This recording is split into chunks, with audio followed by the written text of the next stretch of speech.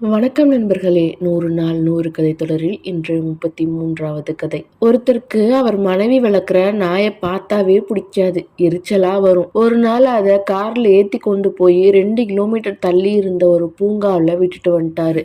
ஆச்சரியம் என்னன்னா, அவருக்கு முன்னாடியே அந்த நாய் வீட்டுக்கு வந்துருச்சு. அதில் கடுப்பானவர் அடுத்த நாள் அந்த நாயை 10 கிலோமீட்டர் தள்ளி இருந்த ஒரு இடத்துல கொண்டு போய் விட்டுட்டு வந்துட்டாரு. வந்தவர் எங்க அந்த நாய் பின்னாடி தொடர்ந்து வந்துருமோன்னு வேற வேற சாலைகள்ல போயிட்டு கடைசியா வீடு வந்து சேர்ந்தாரு. ஆனாலும் ஆச்சரியம் என்னன்னா, அவருக்கு முன்னாடியே அந்த நாய் வீட்டுக்கு வந்திருந்தது. 3வது நாள் ரொம்ப கடுப்பானவர் என்ன பண்ணாரு, அந்த நாயை கார்ல கூட்டிக்கிட்டு ஒரு முடிவோட புறப்பட்டாரு. காரை எங்கெங்கயோ கொண்டு போனாரு. வழியில குறுக்கிட்ட ஒரு பாலத்தை கடந்தாரு, வலது பக்கம் போனாரு, இடது பக்கம் போனாரு, எங்கெங்கயோ போயிட்டு ரொம்ப தூரம் கொண்டு போய் அந்த நாயை ஒரு இடத்துல இறக்கி விட்டுட்டு திரும்பி பார்க்காம காரை வேகமா எடுத்துக்கிட்டு வந்துட்டாரு. ரொம்ப தூரம் வந்ததுக்கு அப்புறம் காரை ஒரு இடத்துல நிறுத்தி தன்னோட மனைவிக்கு போன் பண்ணாரு. போன் பண்ணி உன்னோட நாய் வீட்டுல இருக்குதா அப்படின்னு கேட்டாரு. அதுக்கு அந்த மனைவி ஆமா வீட்டுல தான் இருக்குன்னு சொன்னாரு. உடனே அவர் சொன்னாரு, அந்த நாய்கிட்ட போனை கொடு, எனக்கு வீட்டுக்கு வழி தெரியல, அது கிட்ட கேட்டு வரேன்னு. அது மாதிரிதான் நம்ம மேல பாசமா இருக்கிற செல்ல பிராணிகள் நம்மள விட்டு எங்கேயும் போகாது. எங்க கொண்டு போய் விட்டாலும் திருப்பி நம்ம கிட்டேயே வந்துரும். இந்த மாதிரி நகைச்சுவை கதைகள் உங்களுக்கு பிடிச்சிருந்ததுன்னா